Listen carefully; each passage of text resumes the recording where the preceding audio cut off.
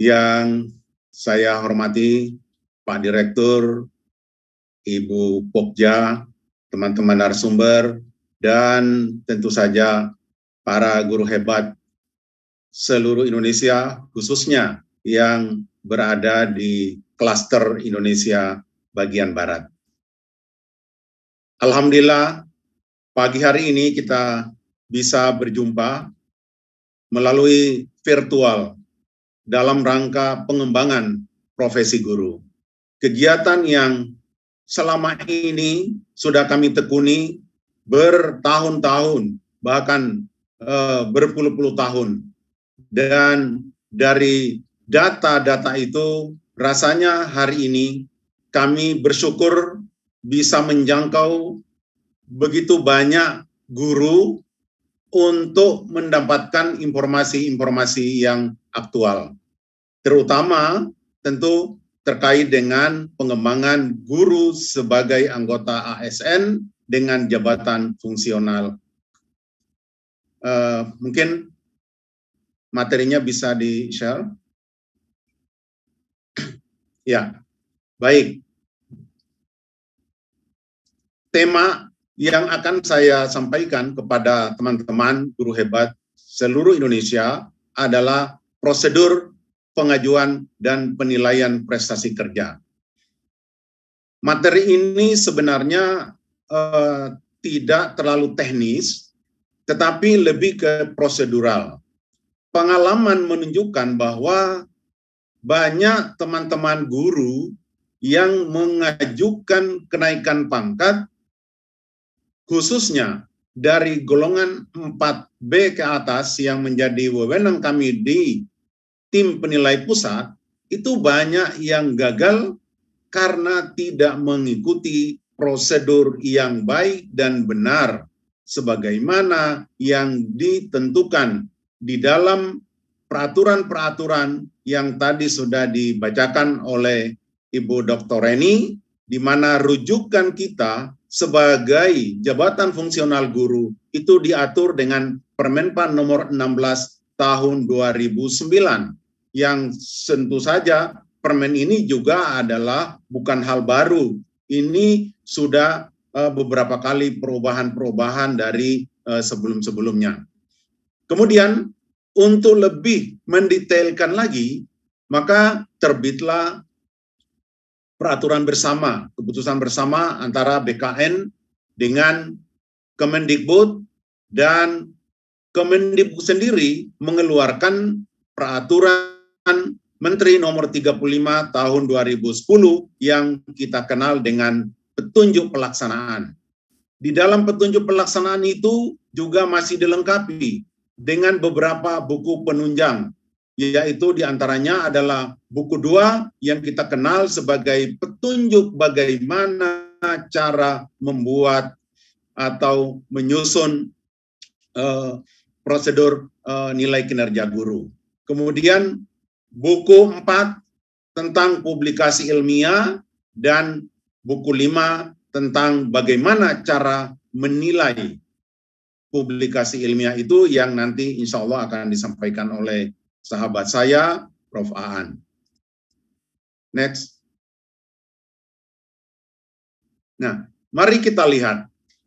Di dalam kelengkapan usul penilaian dan penetapan angka kredit jabatan fungsional guru, tadi sudah saya sampaikan tentang landasan hukumnya, di mana prestasi kerja bagi guru dengan jabatan fungsional guru ini tentu saja ditentukan berdasarkan angka-angka.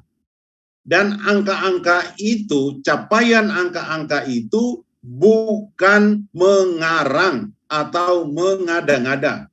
Tidak ada angka yang bisa kita ciptakan sendiri, tetapi angka maupun narasi yang akan dinilai itu sudah ditentukan di dalam lampiran Permenpan nomor 16 tahun 2009 tadi. Nah, oleh karena itu, ketika prosedur, ketika ibu dan bapak hebat akan mengajukan kenaikan pangkat, Saya mulai saja dari 4B ke 4C. Apa yang harus Bapak Ibu siapkan? Pertama adalah menyiapkan bagaimana cara menyusun DUPAK berdasarkan bukti-bukti fisik yang dapat dipertanggungjawabkan. Tentu bisa dipahami bahwa bukti fisik yang dipertanggungjawabkan itu adalah bukti fisik yang Ibu Bapak peroleh dari aktivitas selama masa penilaian. Kapan masa penilaian itu? Saya ambil contoh, Ibu Bapak yang terakhir naik pangkat, katakanlah misalnya naik pangkat 1 Oktober tahun 2012. Nggak apa-apa, ini 10 tahun yang lalu, mungkin juga ada yang belum naik pangkat. Maka kalau 1 Oktober berarti masa penilaian terakhir itu adalah 30 Juni tahun 2012. Berarti bukti-bukti fisik yang bisa digunakan adalah yang diperoleh sejak 1 Juli tahun 2012 dan seterusnya. Kemudian berikutnya adalah dokumen kepegawaian.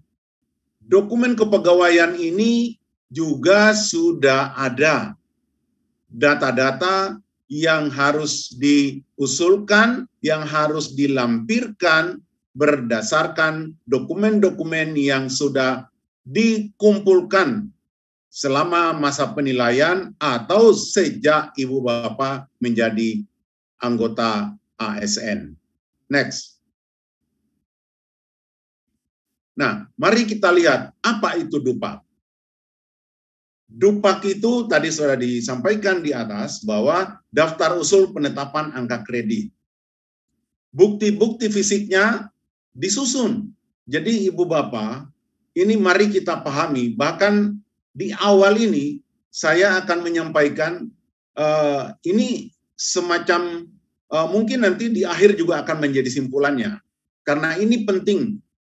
DUPAK itu adalah sesungguhnya merupakan seperangkat dari 4 daftar. Jadi keempat daftar itu apa? 4 daftar itu adalah terdiri dari 1. Kita kenal dengan lampiran 1. Lampiran 1 apa? Lampiran 1 peraturan bersama antara BKN dengan Menteri Pendidikan Nasional, pada saat itu masih Pendidikan Nasional, nomor 3 bulan 5 tahun 2010. Nah, di dalam lampiran 1 ini, halamannya ada 6 lembar. Jadi Ibu dan Bapak, ketika mengisi lampiran 1 ini, tidak boleh hanya menggunakan seperlunya yang Ibu Bapak miliki. Tetap harus merujuk kepada 6 halaman itu. Dan diisi angka-angkanya sesuai dengan yang diperoleh dari format-format yang ada. Berikutnya, selain lampiran 1 adalah lampiran 2. Lampiran 2 itu biasa kita kenal dengan surat pernyataan melaksanakan tugas, pembelajaran atau bimbingan. Siapa yang menandatangani? Yang menandatangani tentu adalah atasan langsung. Dalam hal ini adalah kepala sekolah bagi guru, ya, kepala sekolah bagi guru. Bagi kepala sekolah tentu ada atasannya lagi. Itu yang akan menandatangani surat pernyataan melaksanakan tugas pembelajaran atau bimbingan. Kemudian yang ketiga, format ketiga adalah surat pernyataan kepala sekolah tentang kegiatan melaksanakan pengembangan keprofesian berkelanjutan, PKB. Jadi, berapa PKB, berapa publikasi ilmiah yang Ibu Bapak usulkan, termasuk pengembangan diri, itu harus dimasukkan di dalam format surat pernyataan ini. Kemudian yang keempat adalah surat pernyataan melaksanakan tugas penunjang. Tugas penunjang yang terdiri dari 3 kelompok, ya misalnya melakukan atau memperoleh penghargaan, melaksanakan kegiatan yang menunjang tugas guru, itu poin-poinnya harus dibuatkan pernyataan. Banyak teman-teman yang tidak menyertakan salah satu, katakanlah misalnya tidak menyertakan surat pernyataan melaksanakan tugas pembelajaran.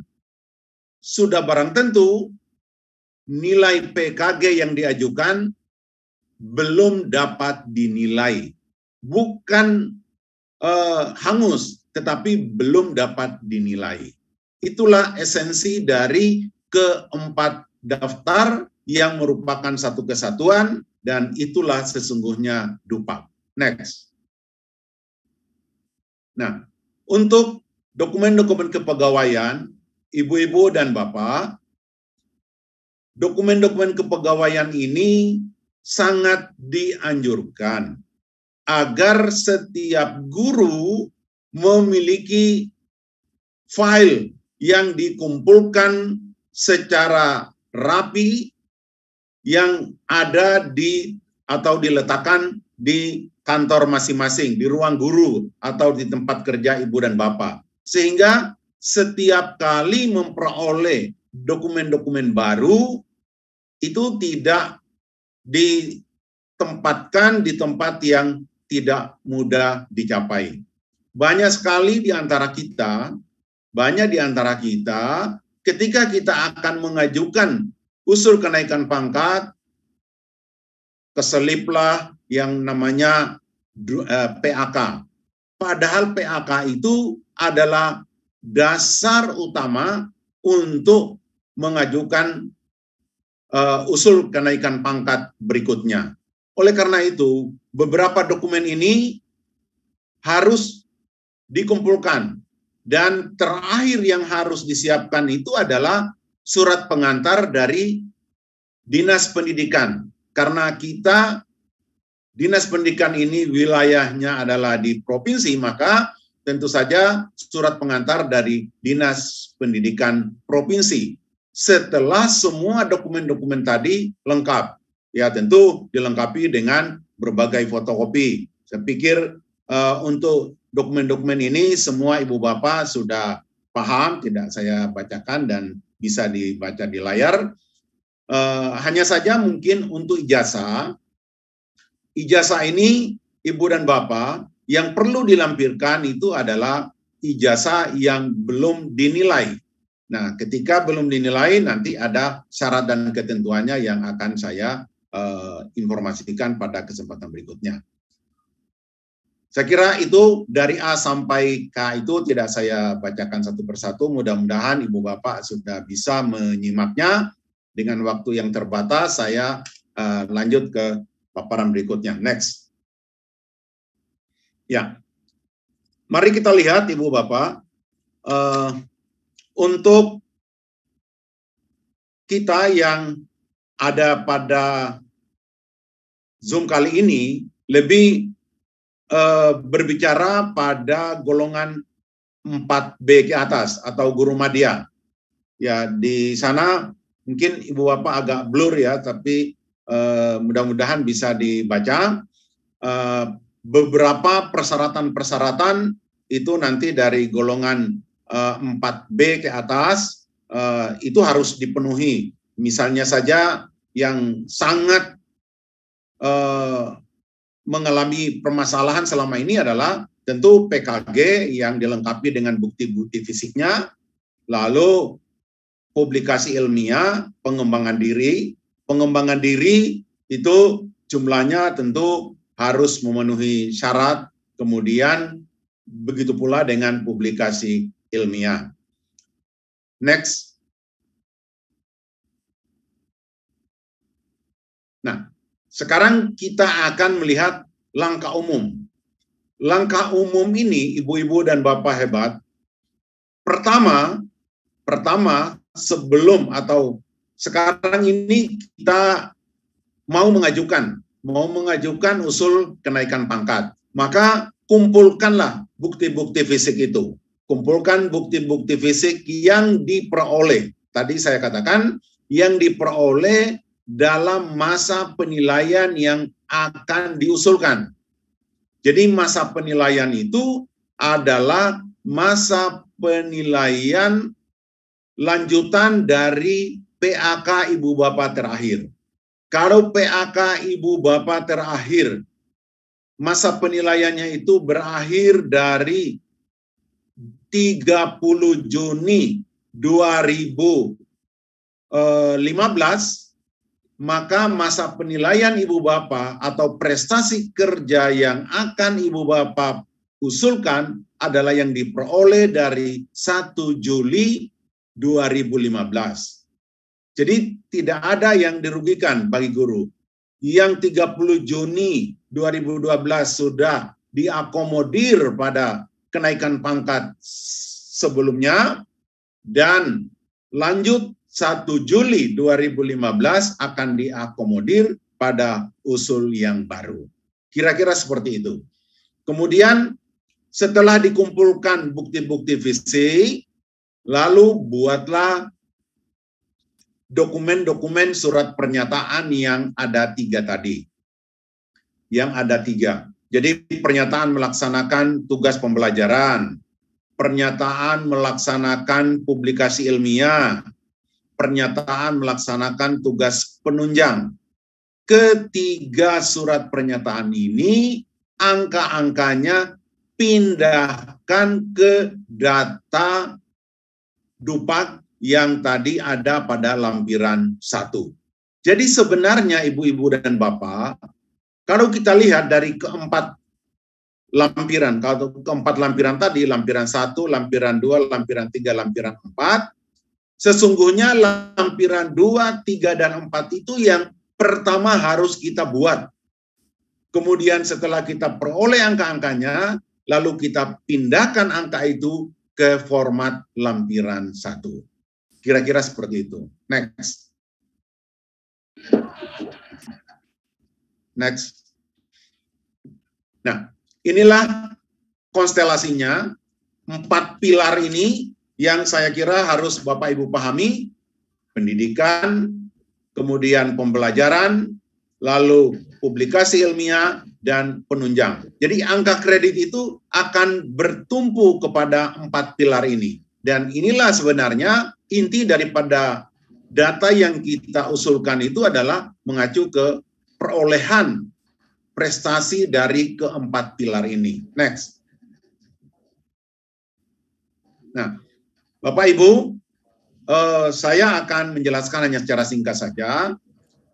Pendidikan kita tahu bersama bahwa sesuai dengan Undang-Undang Nomor 14 Tahun 2005 tentang guru dan dosen, bahwa setiap orang yang akan menjadi guru itu harus memiliki ijazah S1 yang linear dengan tugasnya. Oleh karena itu kita anggap bahwa kita sudah punya ijazah S1, ya. Dan saya kira guru-guru hebat golongan 4B ke atas itu pasti sudah punya ijazah S1.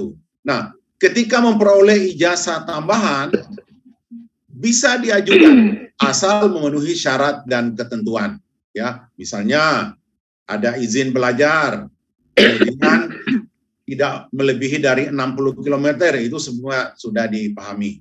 Lanjut, next. Nah ini tadi sudah saya sampaikan, untuk mereka atau teman-teman yang mengikuti pendidikan melalui universitas terbuka, izinnya bisa hanya dari kepala sekolah saja, karena ini memang pasti tidak akan mengganggu tugas sehari-hari. Next. Ya. Sekarang pembelajaran dan bimbingan. Ibu-ibu dan Bapak, untuk pembelajaran yang kita ajukan itu adalah nilai PK guru, ya, nilai PK guru. PK guru sudah disosialisasikan, sudah cukup lama juga, saya yakin semua kita sudah paham, tetapi saya hanya ingin menyampaikan bahwa selain PK guru yang mungkin sudah sama-sama kita pahami, juga sekarang ini ada PK guru dengan penilaian yang kita kenal dengan 36 derajat. Selain atasan langsung, juga ada penilaian dari teman sejawat, ada penilaian dari peserta didik, dan ada penilaian dari orang tua siswa. Nilai yang semula, next. Ya. Nilai-nilai itu seperti ini, itu nanti ini adalah bentuk lampiran yang akan kita ajukan. Saya tidak menjelaskan lagi teknisnya, next. 1B, jadi lampirkan 1B, 1C seperti ini. Nah, 1C ini, Ibu-ibu dan Bapak, adalah perhitungan akhir prosentase dari perolehan yang tadinya penilaian dari atasan langsung 100%. Katakanlah misalnya golongan 4B itu memperoleh kategori baik adalah 29,75. Nah, 29,75 itu kalau memperoleh nilai kategori baik. Ya, mungkin saja kategori amat baik, silakan diajukan kalau memang memiliki data yang akurat. Ya, soal nanti berapa dapatnya itu tergantung penilaian tim. Next. Kemudian 1C, next. Langsung. Ya. Ini adalah lampiran berdasarkan instrumen penilaian dari atasan langsung, kemudian penilaian dari teman sejawat, penilaian atasan langsung yang tadinya 100% itu dikonversi menjadi 7%. 30%-nya itu diperoleh dari lampiran MP1 yang terdiri dari penilaian teman sejawat. Kemudian MP2, next, MP2 adalah penilaian dari peserta didik. Dan next, lampiran MP3 adalah penilaian dari orang tua peserta didik. Nah, ketiga lampiran ini harus diikutsertakan di dalam pengajuan nilai PK guru. Next. Nah, kemudian 1D. 1D ini adalah rekapnya. Jadi rekap dari atasan langsung 70%, kemudian nilai dari teman sejawat 10%, nilai dari peserta didik 10%, nilai dari orang tua peserta didik adalah nilai dari orang tua peserta didik 10%. Nah, kita dapat 100%. 100% itu nanti akan dipengaruhi lagi dengan persentase kehadiran. Saya kira ini semua sudah disosialisasikan dan ini saya hanya akan menunjukkan bahwa ini harus diikutsertakan. Kalau ibu bapak akan mendapatkan penilaian PKG maka data ini harus dilampirkan. Lanjut. Ya, lanjut.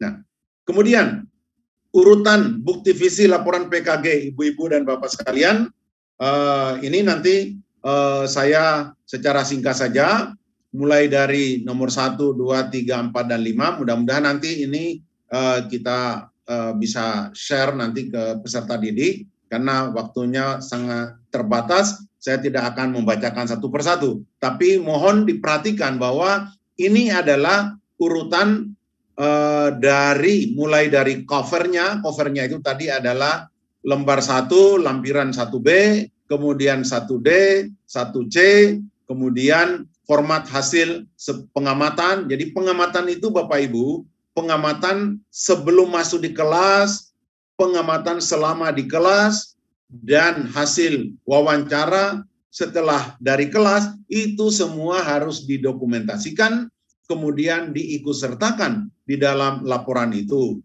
Dan kita selalu menyarankan bahwa catatan-catatan itu harus dalam bentuk tulisan langsung, tulisan tangan langsung. Ya, saya kira itu akan lebih faktual. Next. Nah, ini pembelajaran dan bimbingan dan sebagainya. Ada juga tambahan ya, ada tambahan nilai PKG itu dari kegiatan yang mendapat tugas kurang dari 1 tahun adalah mendapatkan tambahan 2%. Misalnya, katakanlah nilai PKG-nya 29,75. Pada tahun yang sama mendapat tugas dari pimpinan yang dibuktikan di dalam pembagian tugas itu ditambah dengan 2%. Kali berapa? Kali 29,75. Kemudian ada tugas 1 tahun. Biasanya tugas 1 tahun itu ya sebagai wakil kepala sekolah.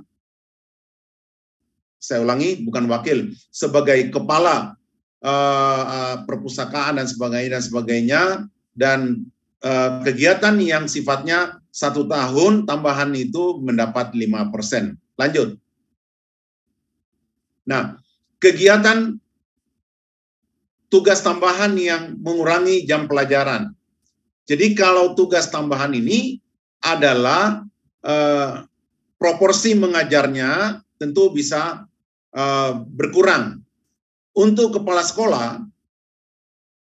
sekolah, saya kira sejak 2018 itu hanya melaksanakan tugas manajerial saja. Dengan demikian maka kepala sekolah tidak lagi diproporsikan 25 plus 75, tapi dari kegiatan manajerial itu yang diperoleh dari PKKS mendapatkan nilai 100%.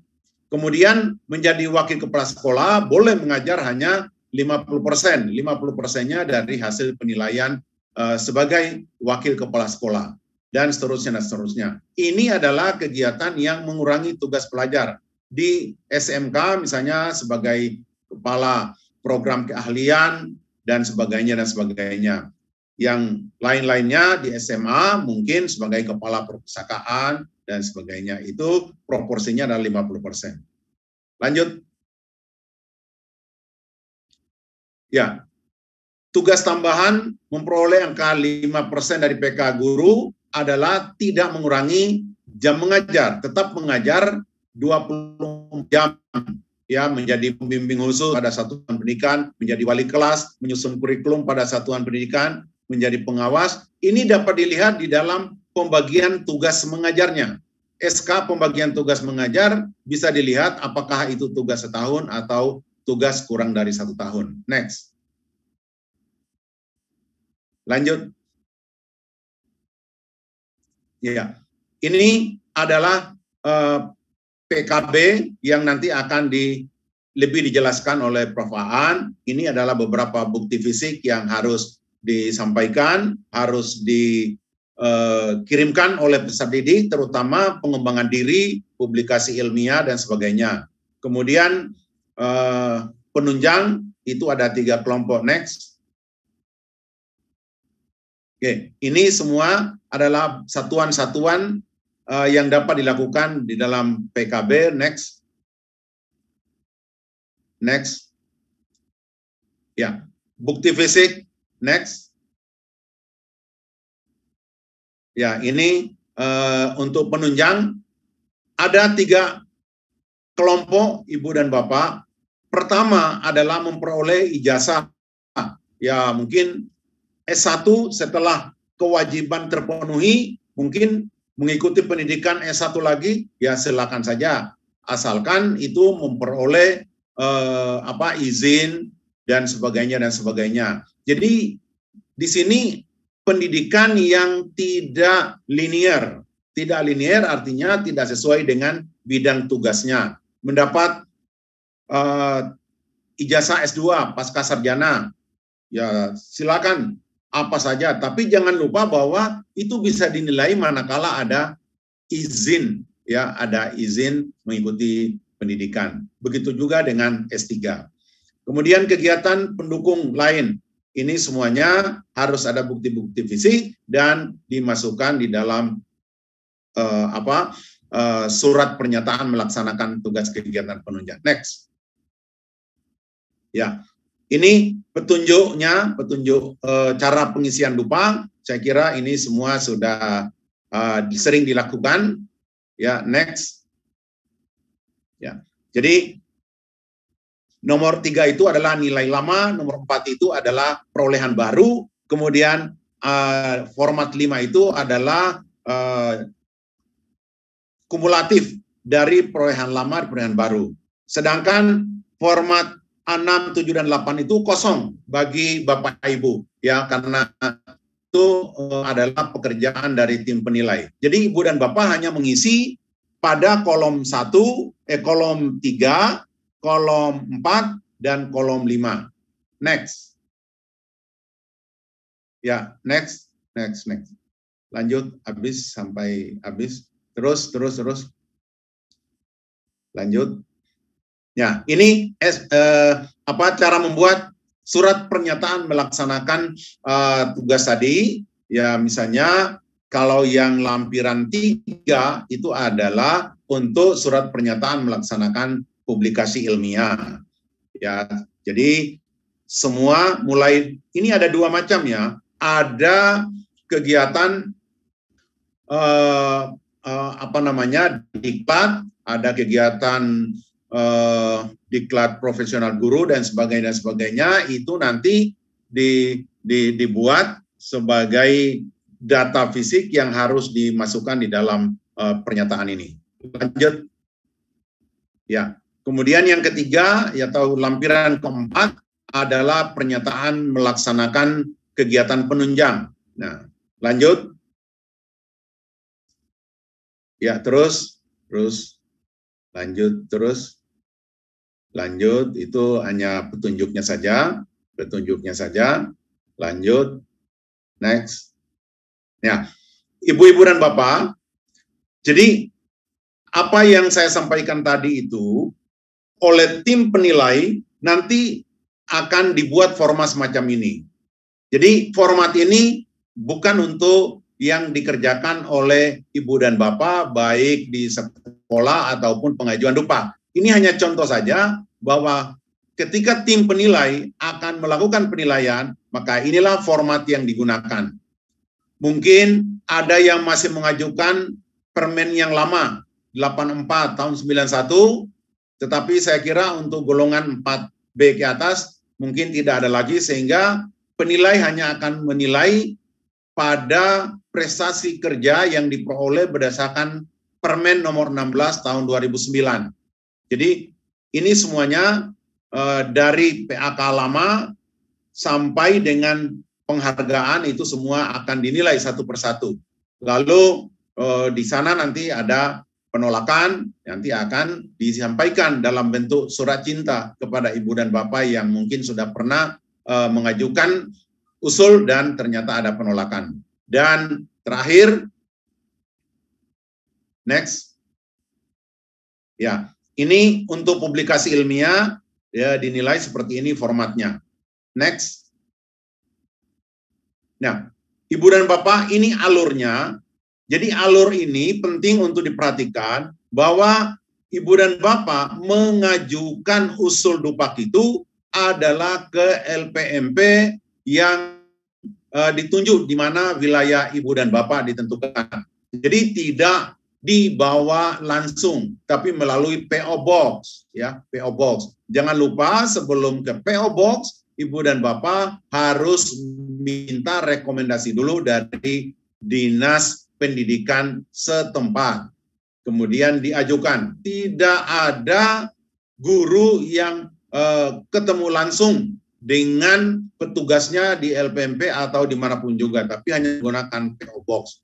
Demikian juga nanti setelah itu, ini alur ini, setelah kalau dapat dinilai semua, maka jawabannya iya dan tentu akan menghasilkan PAK.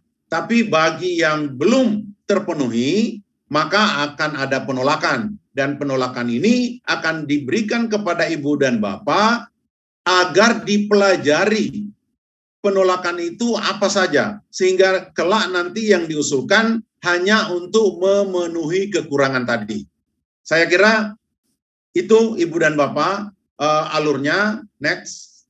Dan sampai di sini saya sudah melebihi waktunya, mohon maaf Prof. Aan, sedikit kelebihan waktu. Terima kasih, mohon maaf atas segala kekurangannya. Billahi taufiq wal hidayah. Assalamualaikum warahmatullahi wabarakatuh.